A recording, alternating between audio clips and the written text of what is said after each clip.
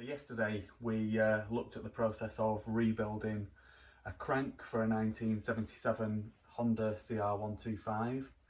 The bike's actually my wife's bike, and at the end of her first lap of a race, I think it was, or I'm sure it was a race, the rod snapped in the engine, put a massive score in the barrel, and rendered the bike useless for the rest of the day.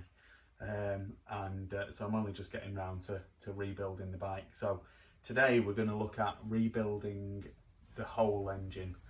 So it's all in bits. I stripped it down quite a while ago, and it's been sat there in a box, and I just haven't had the chance to actually do it. So today we're gonna run through the process. So the first thing to do really is to prep the crankcases. So it's a two-stroke engine, obviously, and in each side of the crankcases there are a number of bearings. This side of the crankcase is the gearbox side. So we've got the bearings and the seals. Crank seal on this particular motor goes towards the crank, so you've got the bearing on the outside, which makes replacing that crank seal particularly difficult if you need to do that job. It's basically split the crankcases job. So what we're going to do is we're going to pull or press the bearings out of the crankcase, and I'm not going to film really us doing that because it's a pretty boring job. I mean, this side of the crankcase, we've got the shifter drum, so the selector forks fit into here, and it's the selector forks that effectively change the gear ratios on the gearbox. We've got the crank, the main bearing, and then we've got these two other transmission bearings here, which are going to need to be pressed out, and then new bearings pressed in. The shifter drum on this bike is one piece, and it's got a bearing built into it. Now you can only buy that as one piece. The bearing feels okay, it's not grindy, it's not notchy or anything like that. So we're not changing the shifter drum at all. It's a particularly difficult to get piece for one thing, and it feels fine, so we're not changing that. And then the other side, again, we've got the crank, the main bearing, and then the crank seal on the stator side goes in here, and then two more bearings inside. So this one I'm going to need to use a blind bearing puller to pull that bearing out, and then this one can press out just as the others. So I'm going to crack on and do that, and then once those bearings are replaced, so I'm going to press the old ones out, press the new ones in. I'm then going to look at doing the seals. So the crank seals is a particularly critical part. So if you understand a two-stroke at all, this part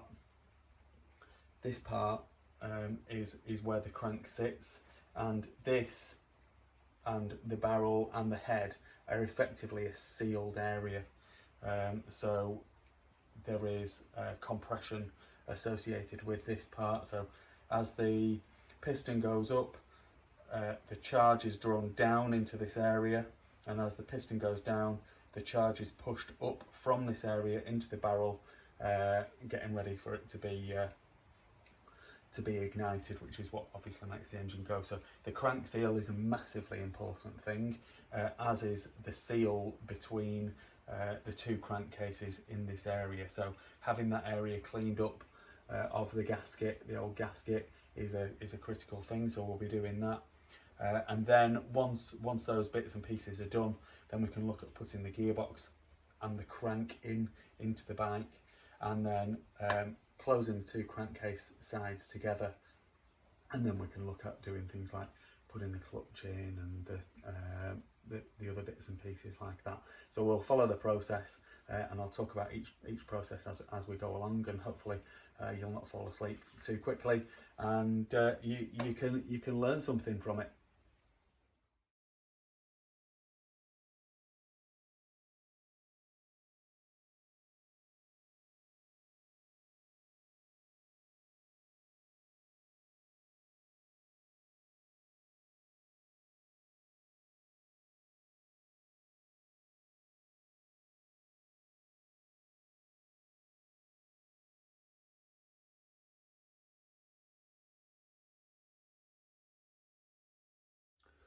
Okay, so the stage we're at now is both the crankcases have had the new bearings pressed in. This is the side of the crankcase where the shifter drum lives, and basically the transmission, the gearbox needs to go into here first before we can do anything else. So we need to get the gears in, we need to get the selector forks in, and then we can close this side up. We can put the we need to get the crank in, obviously, and we need to then put the two crankcases together, and then we can build the drive side, so the clutch and things like that. So what I always like to do is I like to put the gearbox in, and then I like to check that before bolting it all together, you know, super tight and this, that and the other, check that it is changing gear. So I'm going to go through that now. You'll notice, or hopefully you can notice, this is the gearbox. So it's basically two shafts with gears. The selector forks, they push the gears up and down the shafts, which selects the different gear ratios that you can have. It's all a nice free moving thing. What I do is a bit of a cheat really, but it just makes it a little bit easier for me, is I cable tie them together. So I cable tie them together before they come out, and then I pull them out, and then I cable tie them together a little bit more, so that they're not going to separate and fall apart, and then it's easy to slide them back in. So I've got one cable tie on the back here, which I'm just going to cut, and I'm going to leave the other two in place. I'm going to slide the gearbox in, and then I can turn the engine case over so that it's sitting this way. If I try and put them in that way, it doesn't work as good. And then I can put the selector forks in, and then we can make the two cases up together, nip it up, see if it changes gear, which it should do, and then take it from there.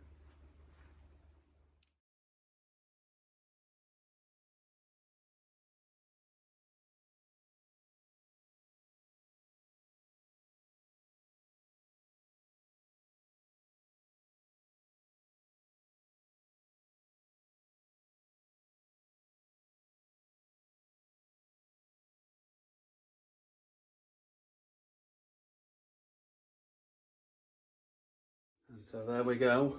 I cable tied it all together so that it wouldn't separate. And then now the crank was quite tight going into that bearing, so it's separated anyway.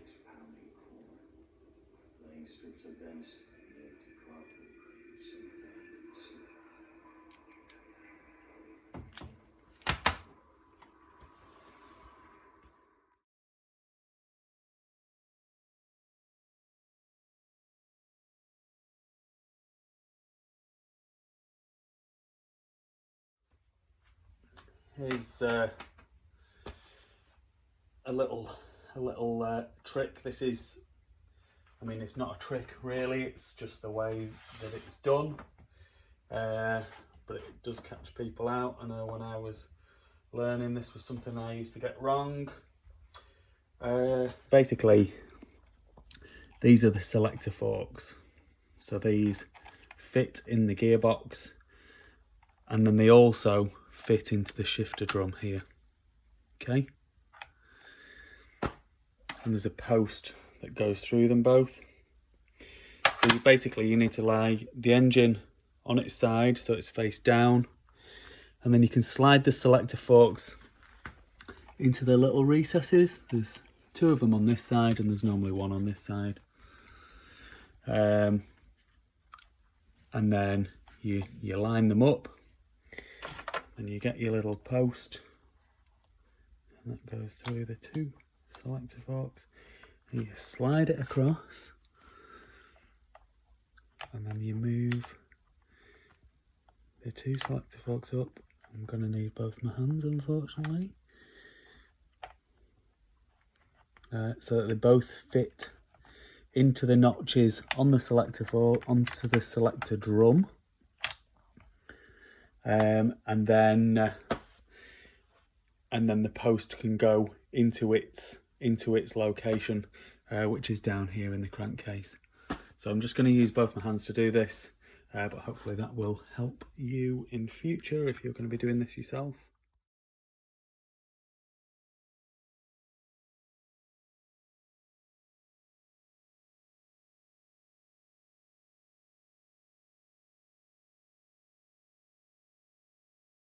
Okay, so gearbox is in. I'm as sure as I can be that the gears are working. Can't be 100% sure until the engine's back together. So I'm at the stage now where I'm going to put the crankcase gasket in. I'm going to cover it in Vaseline. So the Vaseline should help it to seal, and it should also mean that it won't stick to the crankcase in the event that I need to take it back off. So that's what I'm going to do now, and then I'm going to put this side of the crankcase on, and then we can screw it together tightly, bolt it together tightly, and then we can stick it in the engine jig, and we can then start assembling things like the clutch and the start mechanism and all of that kind of stuff. The shift mechanism, obviously we want to make sure is 100% before we go too far, because it'd be an absolute flipping nightmare, and it wouldn't be the first time it's ever happened to me if we have to take it apart and redo it. So that's what I'm going to do now. So gasket on first, the 2 crankcase halves are going to go back together, and then we'll continue the build.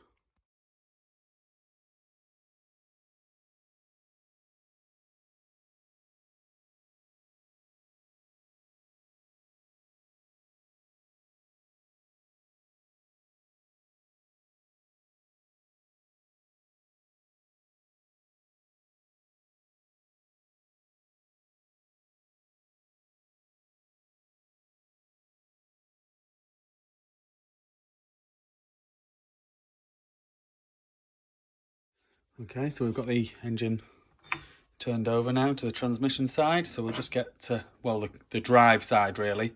It's the output from the crank, which transfers across to the clutch, and then you've also got the kickstart mechanism, and then the shifter mechanism is here. So we'll get on with getting all that built up, and then once that's done, we'll stick the top end on, and then we'll do the stator on the other side, and get the timing set up right, and then be ready to go in the bike then.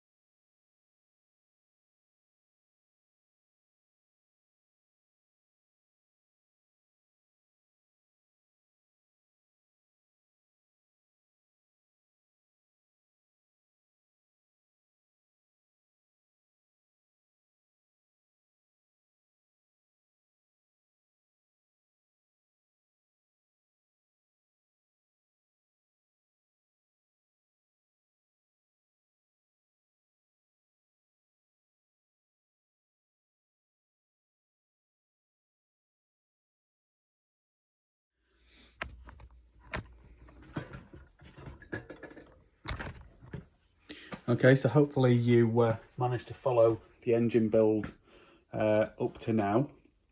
So the bottom end is all completely built. We got the we got the gearbox in.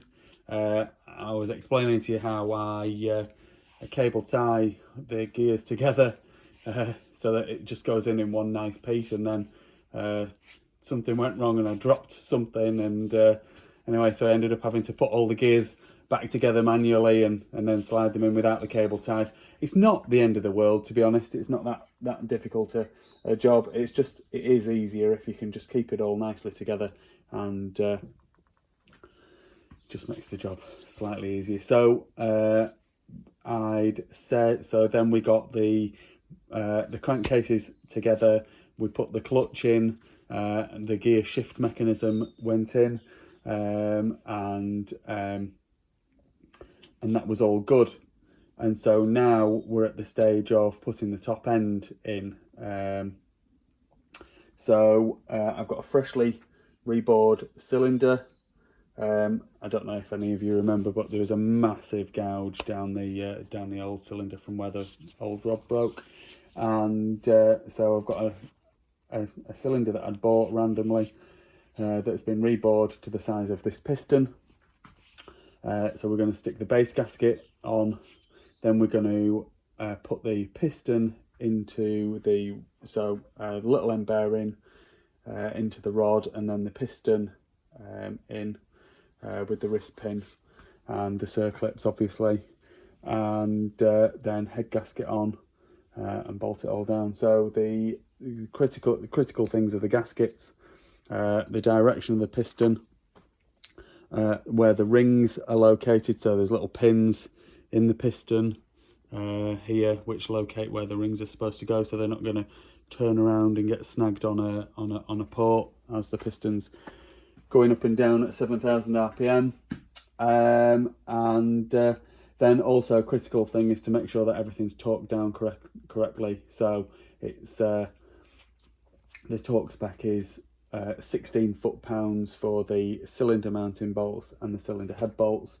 So it's not that difficult a job. I'm going to time lapse it again, so hopefully you can see what I'm doing.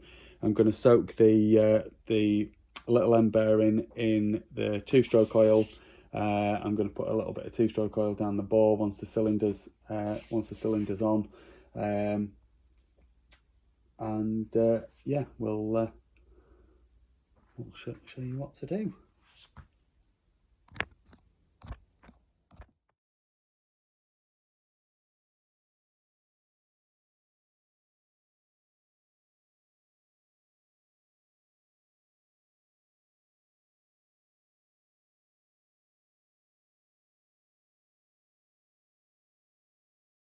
Okay, so one of the things that I'd failed to talk about was lubrication holes. So on this cylinder, you can see, should be able to see here, there is an exhaust bridge.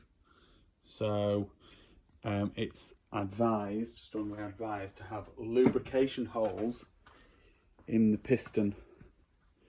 So these are holes that will be in between, so where the exhaust bridge is on the piston here, so 2 or 3 holes below the bottom ring, so that there's more lubrication, so this part of the piston isn't going to heat up and we're not going to have a hot seizure on the exhaust bridge on the piston. So that's another thing that we need to do. So we need to put the piston into the rod, then we need to put the barrel on, and then we need to draw some lines down the piston, so to mark the little groove within which we need to drill the holes, and then we need to drill the holes. I think the holes, off the top of my head, I think the holes need to be approximately 0.2 mil. Sorry, 2 mil. I'll double check that in the instructions for the piston, and then that's what we'll do. So what I'm going to do,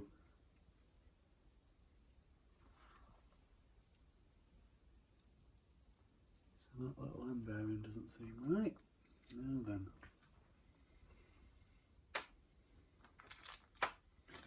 there was a little end bearing that came with a rod, so let's try that one instead.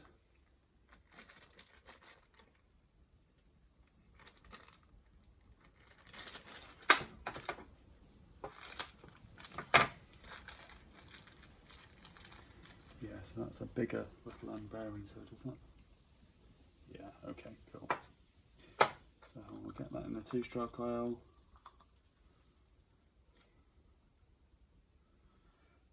Stick that in the rod there.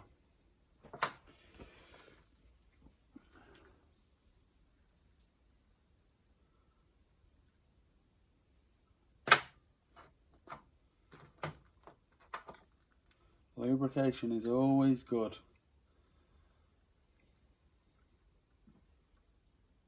Metal to metal with no lubricant is not ideal. So that's gone in nicely there.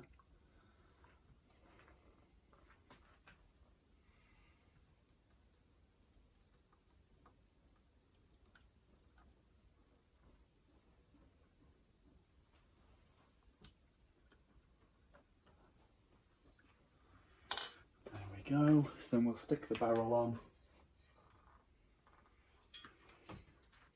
Don't need to put the rings on at this stage. And we're not going to tighten it down. We're literally just looking for, obviously, yeah, that should be right.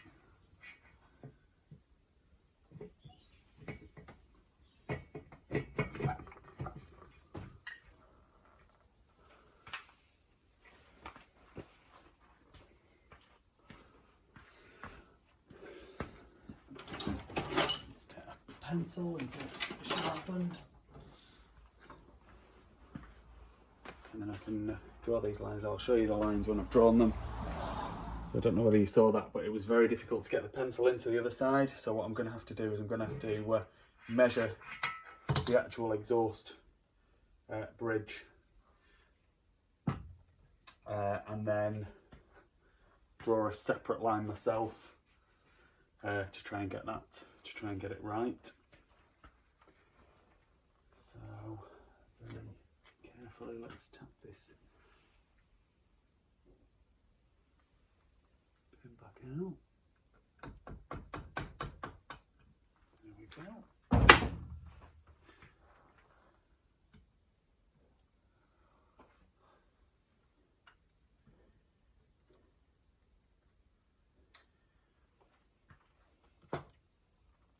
Take the little bearing out, put it back in the 2-stroke oil, just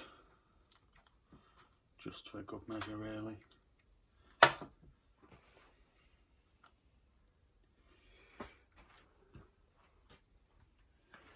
So you should be able to see there where I drew the line, and then the second line, or that's where I wasn't able to get my my pencil in.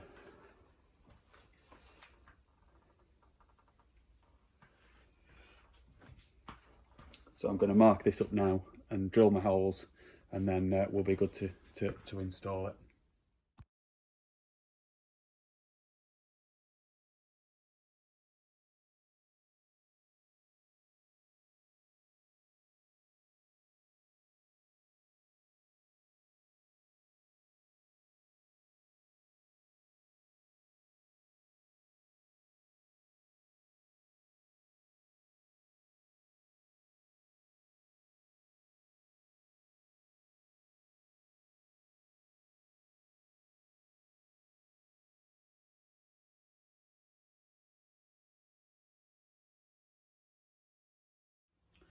So here we go, here we have one fully rebuilt 1977 Honda CR125m engine. It's had all new bearings, everything's been gone through, it's got a new rod, so it's got a rebuilt crank, new piston, rebored cylinder, and next thing to do really is to put it in the bike and get it fired up.